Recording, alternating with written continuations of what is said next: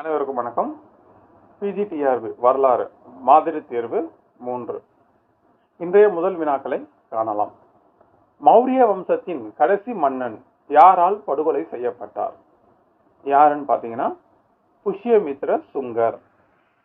இவரால் தான் மௌரிய பேரரசின் கடைசி அரசர் இந்த பிராகிருதன் அப்படின்றவர் கொலை செய்யப்படுவார். இவர் புதியதாக சுங்க வம்சத்தை தோற்றுவிப்பார், புஷ்யமித்ர சுங்கர். அடுத்து இரண்டாவது கேள்வி, குஷான பேரரசை நிறுவியவர் யார்? குஷான பேரரசை நிறுவியவர் யாருன்னு பார்த்தீங்கன்னா முதலாம் காட்சிசஸ். இவங்க சீனாவில் இருக்கிற பழங்குடி யூச்சி இனத்தை சார்ந்தவர்கள். இந்த குஷான பேரரசுல சிறந்த மன்னர் கனிஷ்கர். அடுத்து மூன்றாவது கேள்வி, புத்த சரிதம் மற்றும் சூத்தில அலங்காரம் ஆகிய நூல்களை எழுதியவர் யார்? இந்த புத்த சரிதம் மற்றும் சூத்திர அலங்காரம் இந்த நூல்களை எழுதியவர் யார்? யாருன்னு பார்த்தீங்கன்னா அஸ்வகோஷர். 4ஆம் புத்த சமய மாநாட்டில் மிக முக்கியமான ஒரு தலைவர் அஸ்வகோஷர். அடுத்து 4வது கேள்வி, கனிஷ்கரின் பேரரசில் கட்டடக்கலை வல்லுநர் யார்? கனிஷ்க பேரரசுல கட்டடக்கலை வல்லுநர் ஒருத்தர் இருந்தார். அவர் யார் அப்படின்னு பார்த்தா எஜிலாஸ் என்பவர் தான் கனிஷ்க காலத்துல இருந்த கட்டிடக்கலை வல்லுநர். இவர் 2ஆம் அசோகர் என்றும் அழைக்கப்படுகிறார். யாரு? கனிஷ்கர். அடுத்து 5வது கேள்வி, சகாசகப்தா கால கணக்கீடு யாரின் காலத்தில் தொடங்கப்பட்டது? சகாசகப்தம் என்ற அந்த கால கணக்கீடு யார் காலத்துல தொடங்கப்பட்டது அப்படின்னு பார்த்தீங்கன்னா கனிஷ்கர். சகாசகப்தம் ஆண்டு என்ன என்பதை கமெண்ட் பண்ணுங்க. கிமுவா கிபியான்னு போட்டு எந்த ஆண்டு என்பதை கமெண்ட் செய்யுங்க. அடுத்து 6வது கேள்வி, குப்த வம்சத்தின் முதல் சுதந்திர மன்னர் யார்? குப்தர்களுடைய சுதந்திர மன்னர் யார்? முதல் சுதந்திர மன்னர். அப்போ கிபி 240 ஸ்ரீகுப்தர் இந்த வம்சத்தை தோற்றுவிப்பார். 280 வரைக்கும் கடோத்கஜன் என்ற 2வது மன்னர் இருப்பாரு. 3ஆவதா முதலாம் சந்திரகுப்தர் வருவார். கிபி 319 தான் குப்த வம்சத்தின் முதல் சுதந்திர மன்னராக யாரு? முதலாம் சந்திரகுப்தர் இருப்பாரு. அதுல தான் சந்திரகுப்தர் இந்த குப்த பேரரசு அப்படின்றது தோற்றமாகும். முதலாம் சந்திரகுப்தர்ல தான். அடுத்து 7வது கேள்வி, குப்தர்களின் ஆட்சி மொழி எது? குப்தர்களின் ஆட்சி மொழி எதுன்னு பாத்தீங்கன்னா சமஸ்கிருதம். அதே நேரத்துல மக்கள் என்ன மொழி பேசினாங்கன்னு பாத்தீங்கன்னா பிராகிருதம் தான் பேசினாங்க. அலுவலக மொழி அல்லது ஆட்சி மொழின்னு கேட்டா சமஸ்கிருதம். அடுத்து 8வது கேள்வி, குஷான பேரரசில் புகழ்பெற்ற மருத்துவர் யார்? கட்டடக்கலை நிபுணர் எஜிலா. மருத்துவர் யார் பாத்தீங்கன்னா சரகர். சரகர் எழுதிய நூல் என்ன என்பதை கமெண்ட் பண்ணுங்க. நான் அதுக்கு கமெண்ட் பண்ணணும். அடுத்து 9வது கேள்வி, மகாத்மா காந்தியடிகள் சென்னை மகாஜன சபையில் எப்பொழுது உரையாற்றினார்? எப்போ பார்த்தீங்கன்னா 1896 அக்டோபர் 24ஆம் தேதி என்ன பண்ணிருக்கிறாரு? சென்னை மகாஜன சபையில உரையாற்றி இருக்கிறாரு. சென்னைக்கு அப்போ வந்திருக்கிறாரு. 1915 தான் நிரந்தரமா வருவாரு. ஆனா 1896 ஒரு தடவை சென்னை மகாஜன சபையில கலந்து கொண்டிருக்கிறார். காந்தியின் அரசியல் குரு கோபாலகிருஷ்ண கோகலே அவர் அழைத்ததன் பேரில் தான் காந்தியடிகள் இந்தியாவிற்கு வருகை புரிந்தார்.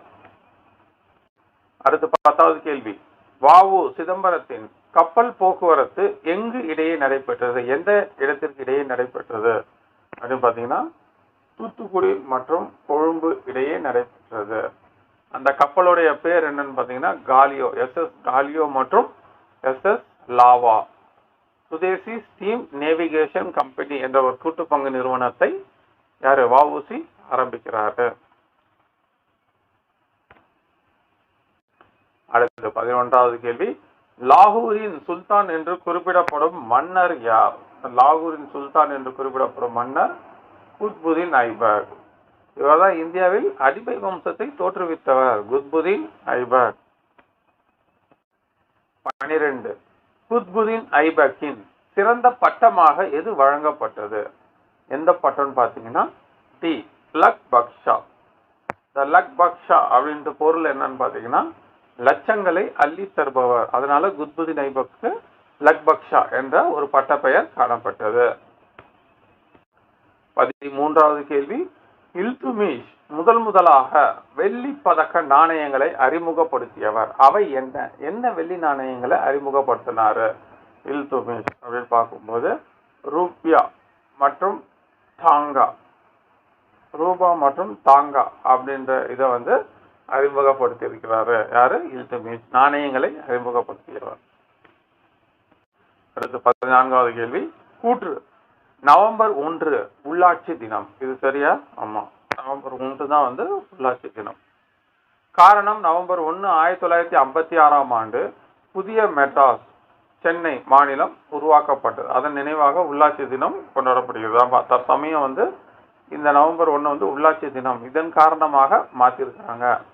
அப்போ 14வது கேள்விக்கு உங்களுக்கான கேள்வி என்னன்னு பார்த்தீங்கன்னா, தமிழக அரசு தினம் என்று கொண்டாடப்படுகிறது என்றதை கமெண்ட் பண்ணுங்க. அதுக்கான ஒரு வீடியோவும் இருக்கு. இப்போ இது கூற்று மற்றும் காரணம் சரி, கூற்றுக்கு காரணம் சரியான விளக்கமாகும். 15வது கேள்வி, கூற்று இந்திய அரசியலமைப்பு நெகிழும் அரசியலமைப்பு என்று கூறப்படுகிறது. இந்த இடத்துல தான் நம்ம பாயிண்ட புரிஞ்சுக்கணும். நெகிழும் மற்றும் நெகிழாத அரசியல் அமைப்பு என்று அழைக்கப்படுகிறது. அதுதான் மெயின். அப்போ நெகிழும் என்பது மட்டும் வராது, நெகிழாத அப்படின்ற வார்த்தையும் வரணும். காரணம், இந்திய அரசியலமைப்பின் 20வது பகுதியில் 368வது உறுப்பில் அரசமைப்பை மாற்றுவதற்கான சிறப்பு திருத்த சட்டமுறைகள் வழங்கப்பட்டுள்ளது. அப்போ காரணம் சரி, ஆனா கூற்று சரி அல்ல. ஏன்னா நெகிழாதுன்ற ஒரு வார்த்தையும் வரும். அப்போ கூற்று தவறு, காரணம் சரி. கூற்றுக்கான சரியான விளக்கம் அல்ல.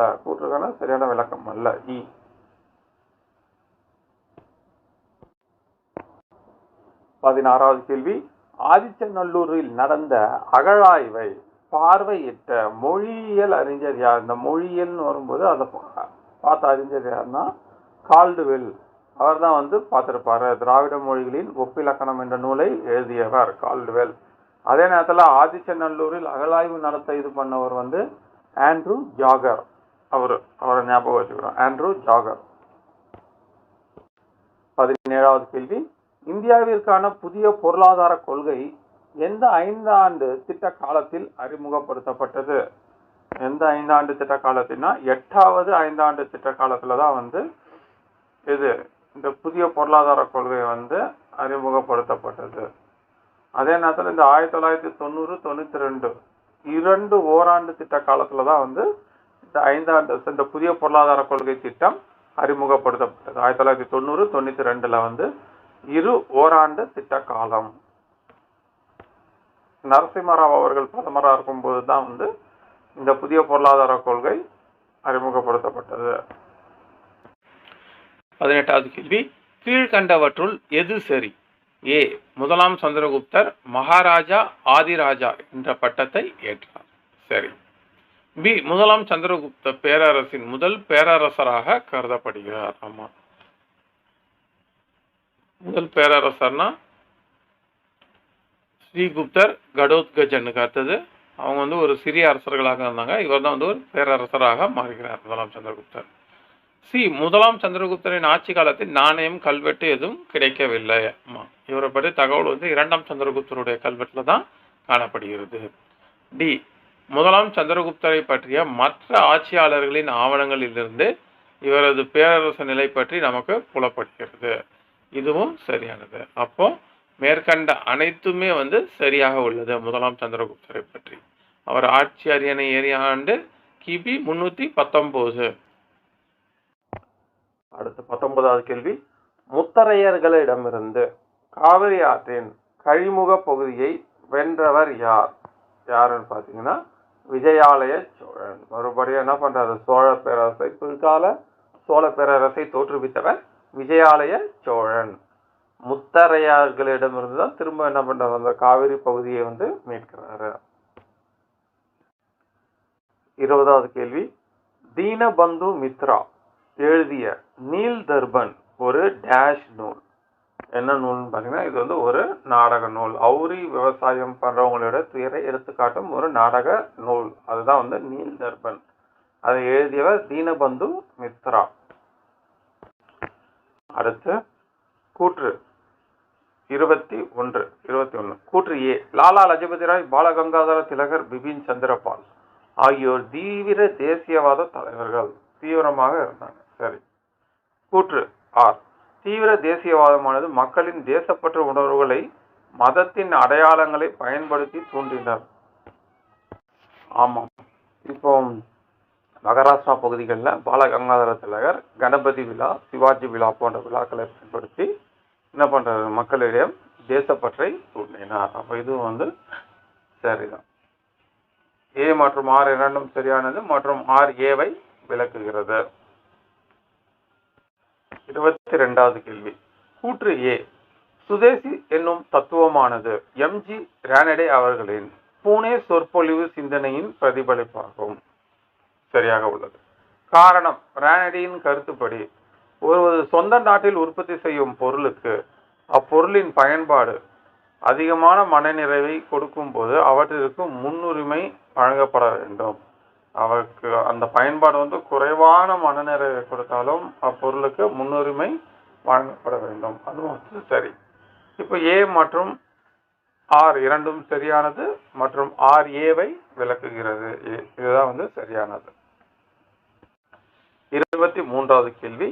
அங்கீகரிக்கப்பட்ட 22 இந்திய மொழிகள் பற்றி கூறும் அட்டவணை எது? எந்த அட்டவணை இந்திய மொழிகளை பற்றி கூறுகிறது? எதுனா 8வது அட்டவணை தான் வந்து 22 இந்திய மொழிகள் பற்றி கூறும் அட்டவணை. 8வது அட்டவணை. அடுத்து 24வது கேள்வி. டேஷாம் ஆண்டு அக்பரால் மன்சப்தாரி முறை அறிமுகப்படுத்தப்பட்டது? மன்சப் என்ற அரபு சொல்லுக்கு தரம் அல்லது தகுதி என்று பொருள். எந்த ஆண்டு இந்த மன்சப்தாரி முறையை அக்பர் அறிமுகப்படுத்துகிறார் அப்படின்னு பார்த்தீங்கன்னா கிபி 1571. பொது ஆண்டு 1571. இது முக்கியமான கேள்வி. அடுத்து 25வது கேள்வி. டேஷ் துலுக்மா என்ற போர் முறை மராத்தியர்களின் கொரில்லா போர் முறைக்கு அடிப்படையாக அமைந்தது. யார் வந்து இந்த துலுக்மா என்ற போர் முறையை கையாண்டாங்க அப்படின்னு பார்த்தீங்கன்னா பாபருடைய போர் முறை தான் வந்து துலுக்மா. மராத்தியர்களின் போர் முறை கொரில்லா தாக்குதல், மறைந்திருந்து தாக்கும் பொறுப்பாணி. 26வது கேள்வி.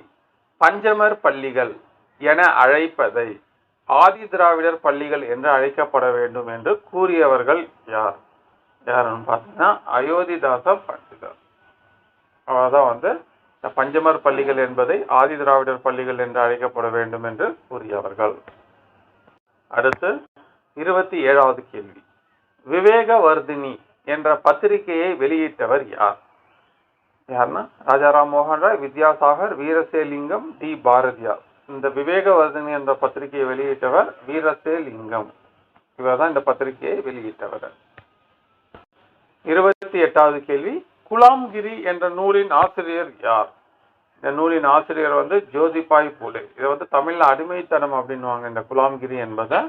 இவருடைய மனைவி பெயர் தான் வந்து சாவித்திரிபாய் பூலே, இந்தியாவின் முதல் பெண் ஆசிரியர். 29வது கேள்வி. தீரன் சின்னமலை இயற்பெயர் என்ன? தீரன் சின்னமலையோட இயற்பெயர் என்னன்னு பாத்தீங்கன்னா தீர்த்தகிரி. தீர்த்தகிரி என்பதுதான் தீரன் சின்னமலை அவர்களின் இயற்பெயராகும். தீர்த்தகிரி. அடுத்து 30வது கேள்வி. இந்திய தேசிய கொடியை வடிவமைத்தவர் யார்? யார்னா ஆந்திர பிரதேசத்தை சார்ந்த பிங்களி வெங்கையா. இவர் தான் வந்து இந்திய தேசிய கொடியை வடிவமைத்தவர். அதே நேரத்துல மேல இருக்குது பாருங்க, பிதமாரி வெங்கட சுப்பாராவ். இவர் யாருன்னு பாத்தீங்கன்னா அந்த பிளட்ஜின்னு சொல்லுவாங்கல்ல, நேஷனல் பிளட்ஜ், தேசிய உறுதிமொழி, இந்தியா எனது தாய்நாடு, அந்த உறுதிமொழியை வந்து வடிவமைத்தவர் வந்து யாருன்னா பிதாரி வெங்கட சுப்பாராவ். அதே நம்ம நோட் பண்ணி வச்சுக்கணும். 31வது கேள்வி. அரப்பா பகுதியில் கிடைத்துள்ள எடைகள் மூலம் அவர்கள் எந்த எண் முறையினை அறிந்திருந்தனர் என்பதை அறிய முடிகிறது? எந்த எண் முறையினை அறிய முடிகிறதுன்னு பார்த்தீங்கன்னா ஈரடிமான எண்முறை. ஈரடிமான எண்முறையை வந்து அறிந்திருந்தாங்க. அடுத்த முக்கியமான கேள்வி. 32வது கேள்வி, முதியோருக்கு புதிய விளக்குகள் நியூ லேம்ப்ஸ் ஆஃப் ஓல்டு என்ற தலைப்பில் கட்டுரைகள் எழுதினார். அவற்றில் காங்கிரஸையும் காங்கிரஸ் தலைமையையும் குறை கூறினார். காங்கிரஸை ஒரு மத்திய தர வகுப்பால் கருவி என வர்ணித்தார். யாருன்னு பார்த்தீங்கன்னா, தீவிர தேசியவாதத்தில் முக்கியமான ஒருத்தர் யாருன்னு பார்த்தீங்கன்னா அரவிந்த கோஷ். அவர் தான் இந்த கட்டுரை சொல்லியிருக்கிறார். நியூ லேம்ப்ஸ் ஆஃப் ஓல்டு அப்படின்ற தலைப்பில் கட்டுரை எழுதியிருக்கிறாரு பத்திரிகையில். அதில் காங்கிரஸை விமர்சித்திருக்கிறாரு. 33வது கேள்வி, வாரிசிலப்பு கொள்கையை கடைபிடித்தவர் யார்? யாருன்னு பார்த்தீங்கன்னா, வாரிசிலப்பு கொள்கை இது யாருன்னு பார்த்தீங்கன்னா டல்ஹௌசி. இவர் தான் இந்த வாரிசிலப்பு கொள்கையை கொண்டு வந்திருப்பார். இந்த நேரத்தில் ரொம்ப கன்ஃபியூஸ் ஆகும் இந்த கொஸ்டின். அப்போ துணைப்படை திட்டத்தை கொண்டு வந்தவர் யாருன்னு பார்த்தீங்கன்னா வெல்லஸ்லி.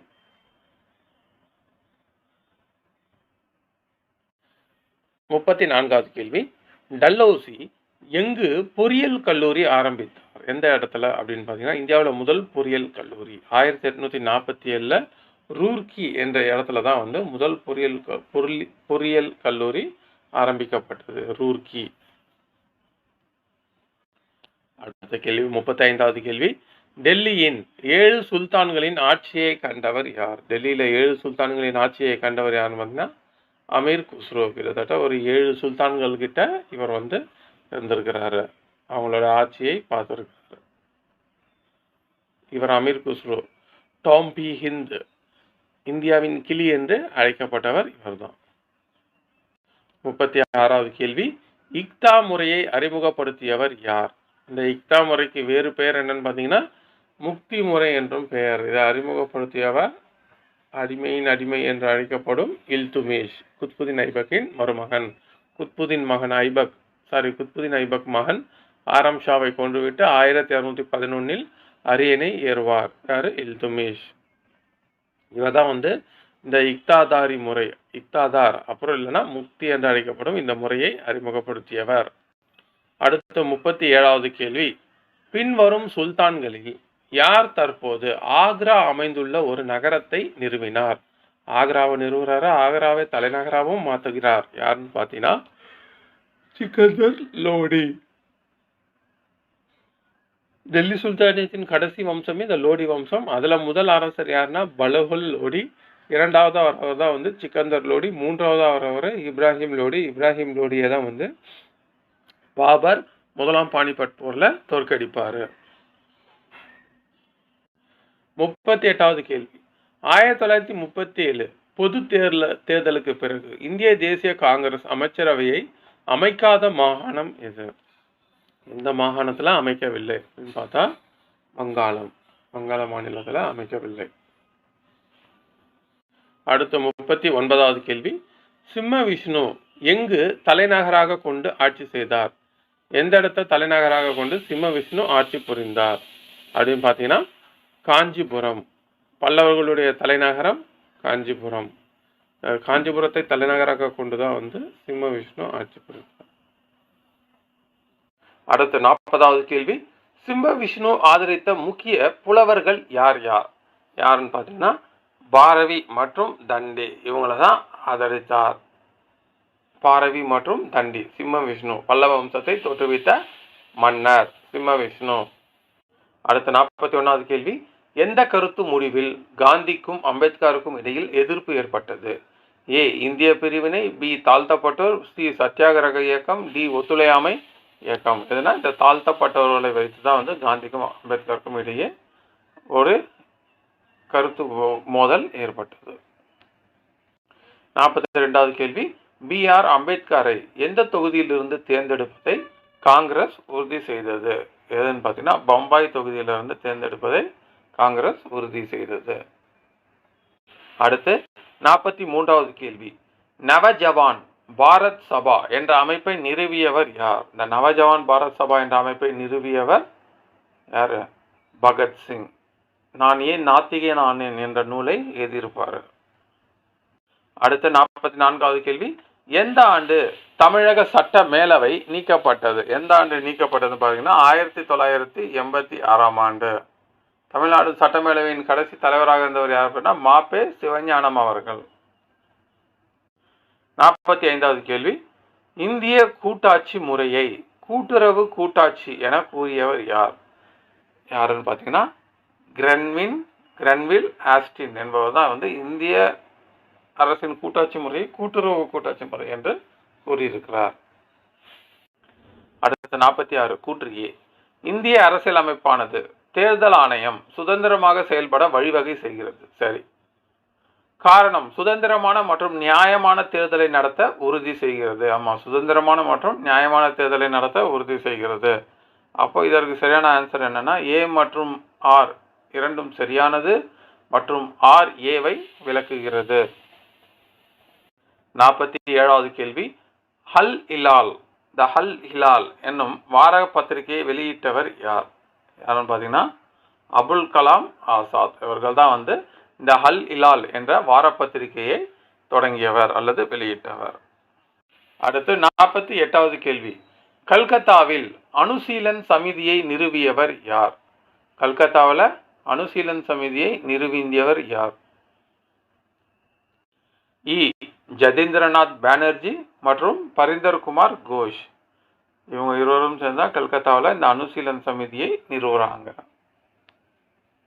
49வது கேள்வி, சுப்பிரமணிய பாரதி குறித்த பின்வரும் எந்த கூற்று தவறானது? எதுனா பாரதியின் குருமணி ஆசிரியர் சுவாமி விவேகானந்தர். இது வந்து தவறா இருக்குது. அவருடைய குருமணி யாருன்னு பார்த்தீங்கன்னா சுவாமி நிவேதிதா தேவி. விவேகானந்தரோட அந்த சீடர் நிவேதிதா தேவி தான் பாரதியோட வந்து யாரு குருமணி.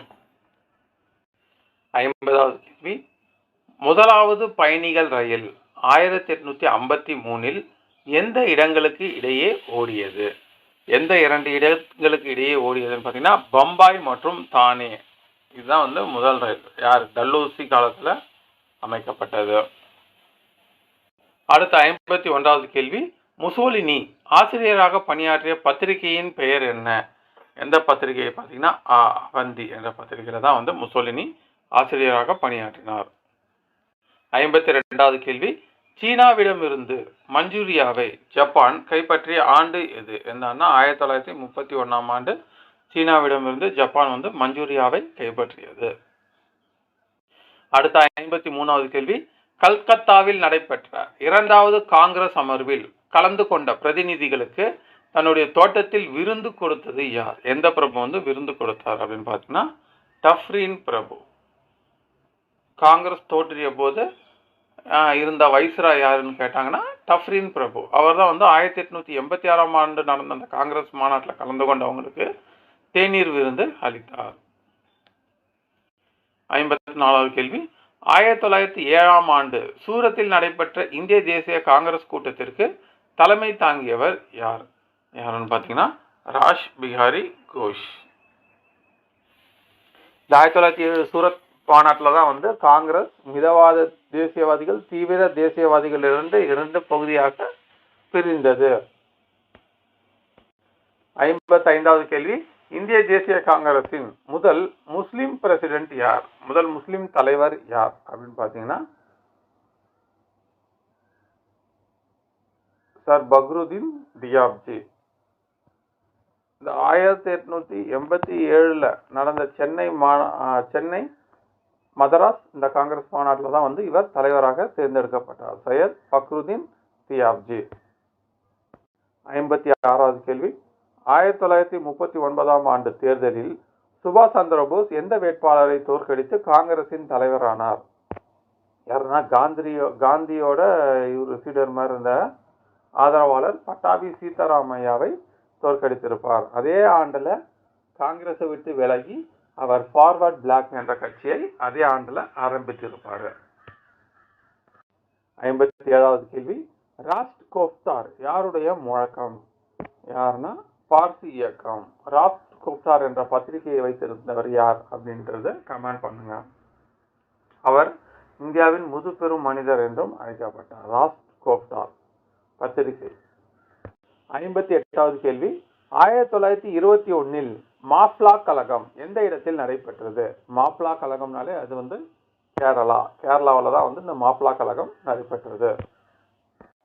59வது கேள்வி, தசகுமார சரித்திரம் என்ற நூலின் ஆசிரியர் யார்? யார் இந்த நூலை எழுதினான்னு பார்த்தீங்கன்னா தண்டின் தான் இந்த நூலை எழுதியிருப்பாரு. சிம்ம விஷ்ணு காலத்துல அவைகள புலவராக இருந்தவர் தான் இந்த தண்டின். 60 பாபர் மற்றும் முகலாய பேரரசு தொடர்பான நிகழ்வுகளை சரியாக பொறுத்துக. நிகழ்வு மற்றும் ஆண்டு. 1 முதல் பானிபட் போர் 1526. சரி. கான்வா போர் ராணா சங்கா மற்றும் பாபர் இடையே நடைபெறும் 1527. சரி. சந்தேரி போர் 1528. சரியானது. மேதினி ராயோடு நடைபெறும். காக்ரா போர் 1529. 1530 பாபர் மரணம். அப்போ இந்த பொறுத்துக்கு சரியாக பொருத்தப்பட்டுள்ளது. 61வது கேள்வி, முதலாம் குமாரகுப்தருக்கு நாலந்தா பல்கலைக்கழகத்தை தோற்றுவித்த முதலாம் குமாரகுப்தருக்கு வழங்கப்பட்ட மற்றொரு பெயர் என்ன? சக்கராதித்யா. சக்கராதித்யா என்று அழைக்கப்பட்டவரும் முதலாம் குமாரகுப்தர். 62வது கேள்வி, குப்த வம்சத்தின் கடைசி பேரரசராக, கேள்வி எப்போதும் பேரரசராக அப்படின்னு கருதப்படுவர் யாருன்னு பார்த்தீங்கன்னா சீனர்களின் படையெடுப்பை தடுத்த ஸ்கந்தகுப்தர். அதே நேரத்தில் கடைசி அரசர் யாருன்னு கேட்டா அவர் விஷ்ணுகுப்தர். அதோட முடியுது. 63வது கேள்வி, முகலாய இளவரசரான தாராசுகோ உபநிடதங்களை எந்த மொழியில் மொழிபெயர்த்தார்? இதுதான் பாரசீக மொழியில் மொழிபெயர்த்தார். யாரு? தாராஷிகோ. இவர் யாருன்னா அவுரங்கசீப்பின் சகோதரர் மற்றும் ஷாஜகானின் மூத்த மகன் தாராஷிகோ. 64வது கேள்வி, தொல்பொருட்களை ஆராய்ந்து மனிதர்களின் கடந்த காலத்தை பற்றி அறிந்து கொள்ளும் இயல் எது? என்ன இயல்னு பார்த்தீங்கன்னா தொல்லியல். அடுத்து 65வது கேள்வி, உலகின் மிக பழமையான அருங்காட்சியகம் மெசபடோமியாவில் எந்த பெயரில் அமைந்துள்ளது? எந்த பெயரால் அமைந்துள்ளது மிக பழமையான அருங்காட்சியகம்? எண்ணி கால்டி நன்னா. இதுதான் உலகில் மிக பழமையான அருங்காட்சியகம் எண்ணி கால்டி நன்னா. மெசபடோமியாவில் அமைந்திருக்கிறது. முதல் 4 நாகரிகம் அதில் ஒண்ணுதான் மெசபடோமியா. அடுத்த 66வது கேள்வி, முதலாக கருவிகள் செய்த மனித மூதாதையர் இனம் இது? எந்த மனிதர் மூலம்னா ஹோமோ ஏபிலஸ். இவங்க தான் முதல்ல கருவிகள் செய்யறாங்க. 67வது கேள்வி, எந்த ஆண்டு ரவீந்திரநாத் தாகூர் அவர்களுக்கு எழுதிய கீதாஞ்சலி என்னும் நூலுக்கு இலக்கியத்திற்கான நோபல் பரிசு கிடைத்தது? நோபல் பரிசு எந்த ஆண்டுங்கிறது? 1913.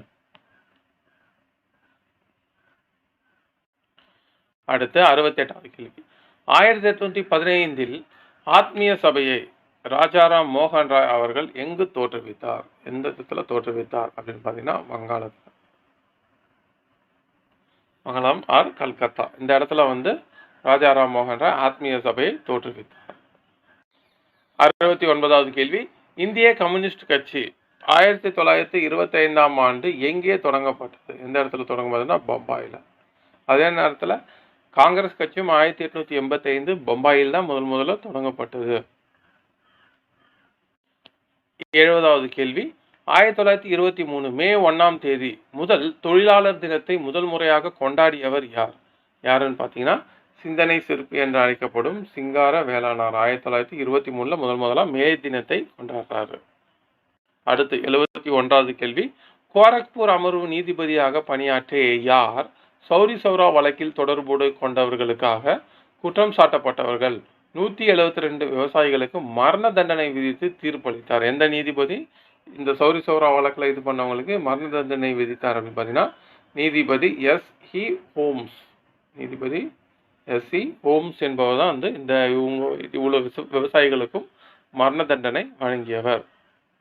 72வது கேள்வி, சிறிய நாடான ஜப்பான் சீனாவின் மீது வலுக்கட்டாயமாக போர் மேற்கொண்டு வென்ற ஆண்டு எது? எந்த ஆண்டுனா 1894-95 இந்த போர் நடக்கும். சிறிய நாடான ஜப்பான் சீனாவை என்ன பண்ணும்? வென்று இணைத்து அந்த பகுதியை எடுத்துக்கும். அடுத்து 73வது கேள்வி, முதல் உலகப் போரின் போது பதுங்கு குழி போரின் தொடக்கமாக கருதப்படும் போர் எது? என்ன போர்னு பார்த்தீங்கன்னா மார்ன் போர். இது வேறு பெயர் பதுங்கு குழி போர் என்றும் அழைக்கப்படுகிறது. 74வது கேள்வி, டேஷ் எனும் கப்பல் அமெரிக்க கப்பல் ஜெர்மனியால் தாக்கப்பட்டு மூழ்கடிக்கப்பட்டது முதல் உலகப் போரின் போது. எந்த கப்பல்னு பார்த்தீங்கன்னா இந்த லூசிட்டானியா என்ற கப்பலை தான் வந்து ஜெர்மனி வந்து தாக்கி அழிக்கும். இதில் அமெரிக்கர்கள் பலர் இறந்துருவாங்க. இதன் காரணமாக தான் வந்து அமெரிக்கா வந்து முதல் உலகப் போரில் ஈடுபட ஆரம்பிக்கும். 75வது கேள்வி, பாரிஸ் அமைதி மாநாடு நடைபெற்ற போது 1919 கலந்து கொண்ட முக்கியமான அதிபர்கள் யார்? யாருன்னா அமெரிக்காவின் உட்ரோ வில்சன், இங்கிலாந்தின் லாயிட் ஜார்ஜ், பிரான்சின் கிளாமன் ஷோ. அப்போ இவங்க மேற்கொண்ட மூவருமே வந்து கலந்து கொண்டாங்க. பன்னாட்டு சங்கம் தோற்றுவிக்கிறதுல உறுதியாக இருந்தாங்க. அடுத்து 76வது கேள்வி, 1918 முதல் 1991 வரை சோவியத் யூனியன் கம்யூனிச கட்சியின் அதிகாரப்பூர்வ நாளேடு எது? என்ன நாளேடுன்னு கேட்டிங்கன்னா பிரவதா என்பதுதான் வந்து அதிகாரப்பூர்வ நாளேடு, கம்யூனிஸ்ட் கட்சியின் நாளேடு. அடுத்து 77வது கேள்வி, உலகை தடுமாறச் செய்யும் பிரச்சனைகளை இந்திய மனப்பான்மையுடன் இந்திய நிலைப்பாட்டில் தீர்த்து வைப்பதாகும் என கூறியவர் யார்? இந்த கூற்றை கூறியவர் யாருன்னு பார்த்தீங்கன்னா அரவிந்த கோஷ். 78வது கேள்வி, கர்சன் பிரபு வைஸ்ராயாக பதவியேற்ற ஆண்டு எது? எந்த ஆண்டு பதவியேற்றார் அப்படின்னு பார்த்தீங்கன்னா 1899 தான் வந்து கர்சன் பிரபு வைஸ்ராயாக பதவியேற்கிறார். 79வது கேள்வி, கேதா போராட்டம் 1918 போது காந்தியடிகள் யாருடன் இணைந்து போராடினார்? யார் கூட இணைந்து போராடினார் கேதா போராட்டத்தின் போது? விதல்பாய் பட்டேல். அதே நேரத்தில் வல்லபாய் பட்டேல் என்ற இளம் வழக்கறிஞரும் கூட இருக்காரு. 80வது கேள்வி, சாக சத்திரப்புகளில் மிகவும் புகழ்பெற்றவர் யார்? சாகர்கள் ஆட்சியில் இருந்த மாகாண ஆளுநர்கள் தான் வந்து சத்திரப்புகள். அந்த சாக சத்திரப்புகளில் மிகவும் புகழ்பெற்றவர் யார்? இவங்க வந்து சுதந்திர அரசராகவும் இருந்தாங்க. ருத்ரதாமன். அடுத்து 81வது கேள்வி, தர்க்கம் குறித்த அல்லது தர்க்க அறிவியல் சார்ந்த முதல் பௌத்த நூலை எழுதியவர் யார்? தர்க்க பௌத்த நூல் முதல் நூல் எழுதினவர் யாருன்னா வசுபந்து அவர்கள். அடுத்து 82வது கேள்வி, சாதவாகனர்கள் காலத்தில் பிராமணர்களுக்கும் பௌத்தர்களுக்கும் நிலம் கொடையாக வழங்கப்பட்டதை கூறும் கல்வெட்டு எது? என்ன கல்வெட்டு இந்த மாதிரி கொடுத்து சாதவாகனர்களை பற்றி கூறுகிறதுனா நானிகட் கல்வெட்டு. இவர் வழங்கின நிலங்களை பற்றி கூறுகிறது. இன்னொரு கல்வெட்டு நாசிக் கல்வெட்டு. கௌதமபுத்திர சதர்கனியின் அன்னை கௌதமபுத்திர ஸ்ரீ அவங்களுடைய கல்வெட்டு தான் வந்து நாசிக் கல்வெட்டு. சாதவாகனர்களின் முக்கியமான 2 கல்வெட்டு நானிகட் கல்வெட்டு, இன்னொன்று வந்து நாசிக் கல்வெட்டு. அடுத்து 83வது கேள்வி, குஷான நாணயங்கள் எந்த நாணயங்களை விட உயர்ந்த தரத்தில் இருந்தன? எந்த நாட்டு நாணயங்களை விடனா ரோமானிய நாணயங்களை விட சிறந்த தரத்தில் இருந்தன. 84வது கேள்வி, குப்தர்கள் காலத்தில் வங்காளத்தில் மிக முக்கியமான வணிக மையமாக கிழக்கு கடற்கரை பகுதியில் விளங்கியது எது என்று பாகியான் குறிப்பிட்டுள்ளார். குப்தர்களுடைய கிழக்கு கடற்கரை வங்காள விரிகுடா பகுதிகளில் இருந்த வங்காளத்தில் இருந்த மிக முக்கியமான ஒரு துறைமுகம் எது அப்படின்ட்டு கேட்டுக்கிறாங்க. அப்படின்னு குறிப்பிட்டவர் பாக்கியான். ஏன்னா தாமிர லிப்தி என்ற அந்த வணிக மையத்தை பற்றி குறிப்பிட்டுள்ளார். அடுத்து 85வது கேள்வி, இந்தியாவில் புதிய இலக்கிய வகையை தொடங்கி வைத்த நூல் கீழ்கண்டவற்றுள் எது? எந்த இலக்கிய வகையை தொடங்குறதுன்னு பார்த்தீங்கன்னா அர்ஷசரிதம். ஏன் இந்த நூலை வந்து மிக முக்கியமாக சொல்றாங்கன்னு பார்த்தீங்கன்னா ஒரு அரசரை பற்றிய ஒரு தகவல்களை தரும் ஒரு புதிய வகையாக தொடங்கி வைத்த நூல். நாகானந்தம், ரத்னவாளி, பிரியதர்ஷிகா இந்த 3ஐயும் வந்து அர்ஷர் தான் எழுதுறாரு. இந்த அர்ஷசரிதத்தை எழுதியவர் பாணர். அவருடைய அவைக்களப்புலவர் பாணபட்டர் எழுதியிருப்பார். 86வது கேள்வி, டேஷ் அவலோகி தேஸ்வர போதிசத்துவரின் ஆலோசனையின்படி ராஜ்புத்திரர், சிலாதித்யா ஆகிய பட்டங்களுடன் ஆட்சி அதிகாரத்தை ஏற்றுக்கொண்டார். யாருன்னு பார்த்தீங்கன்னா ஹர்ஷவர்தனர். கன்னௌசியின் ஆட்சி அதிகாரத்தை ஏற்றுக்கொண்டிருப்பாரு. அடுத்து 87வது கேள்வி, பரமேஸ்வரர் என்ற பட்டத்தை பெற்ற அரசர் யார்? அந்த பரமேஸ்வரர் என்ற பட்டத்தை பெற்றவர் 2ஆம் புலிகேசி. அர்ஷரை தோற்கடித்து விட்டு நர்மதை ஆற்றங்கரையில் தோற்றுவித்து பரமேஸ்வரர் என்ற பட்டத்தை பெற்றுக்கொள்வார். அடுத்து 88வது கேள்வி, தமிழ்நாட்டில் பிரம்ம சமாஜத்தின் ஆதரவாளரான யார் பிரம்ம சமாஜத்தின் கருத்துக்களை விளக்க பிரம்ம சமாஜ நாடகம் என்னும் தலைப்பில் ஒரு நாடகத்தை எழுதினார்? அதே நேரத்தில் தமிழ்நாட்டில் இருந்த ஒரு பிரம்ம சமாஜத்தின் ஆதரவாளர் யாருன்னு பார்த்தீங்கன்னா காசி விஸ்வநாத முதலியார் அவர்கள். 89வது கேள்வி, 1875ஆம் ஆண்டு சத்யார்த்த பிரகாஷ் என்ற நூலை உருவாக்கியவர் யார்? யாருன்னு பார்த்தீங்கன்னா சுவாமி தயானந்த சரஸ்வதி. ஆரிய சமாஜத்தை தோற்றுவித்த தயானந்த சரஸ்வதி தான் சத்யார்த்த பிரகாஷ் என்ற நூலை உருவாக்கியவர். 90வது கேள்வி, 1833ஆம் ஆண்டு யாருடைய காலத்தில் மகள்வாரி முறை அறிமுகப்படுத்தப்பட்டது? இந்த மகள்வாரி முறை யாருடைய காலத்தில் அறிமுகப்படுத்தப்பட்டது? வில்லியம் பென்டிங் காலத்தில் தான் இந்த மகள்வாரி முறை அறிமுகப்படுத்தப்பட்டது. அடுத்து 91வது கேள்வி, மராட்டிய பேரரசு சிவாஜி ராய்கர் கோட்டையில் எந்த ஆண்டு சத்ரபதி என்ற பட்டத்தை சூட்டிக் கொண்டார்? 1674ஆம் ஆண்டு சூட்டிக் கொண்டார். அடுத்து 92வது கேள்வி, மராட்டிய நாட்டில் மத எழுச்சி என்பது பிராமண சமய சார்ந்ததாக இல்லை என்று கூறியவர் யார்? யார்னா மகாதேவ் கோவிந்த ரானடே அவர்கள். 93வது கேள்வி, கப்பலின் ஒட்டகம் என்று சொல்லப்படும் தொழில்நுட்பத்தை உலகிலேயே கண்டறிந்த முதல் மனிதர் என்று யார் புகழப்படுகிறார்? யார்னா அக்பர். 94வது கேள்வி, வாழ்க்கை முழுவதும் தவறி விழுந்த ஹுமாயூன் வாழ்க்கையை விட்டு தவறி விழுந்து இறந்தார் அப்படின்னு கூறியவர் யார் அப்படின்னு பார்த்தீங்கன்னா ஸ்டான்லி லேண்ட்பூல் என்ற வரலாற்று ஆசிரியர். 97வது கேள்வி, டெல்லியில் தீன் பனா என்ற புதிய நகரை உருவாக்குவதில் காலத்தை கழித்தவர் யார்? யாருன்னா ஹுமாயூன். தீன் பனா. 96வது கேள்வி, டேஷ் போரில் ஹுமாயூனின் படைகள் முற்றிலுமாக தோற்கடிக்கப்பட்டன. அவர் நாடற்ற அரசரானார். என்ன போர்னு பார்த்தீங்கன்னா கன்னோசி போர். கன்னோசி போர், இதன் வேறு பெயர் பில்கிராம் போர் என்றும் அழைக்கப்படுகிறது. 1540 இந்த போர் நடைபெற்றது. அடுத்து 97வது கேள்வி, அத்வைதம் எனும் தத்துவத்தை இந்து மதத்திற்கு வழங்கியவர் யார்? யாருன்னு பார்த்தீங்கன்னா ஆதி சங்கரர் தான் இந்த அத்வைதம் எனும் தத்துவத்தை இந்து மதத்திற்கு வழங்கியவர்.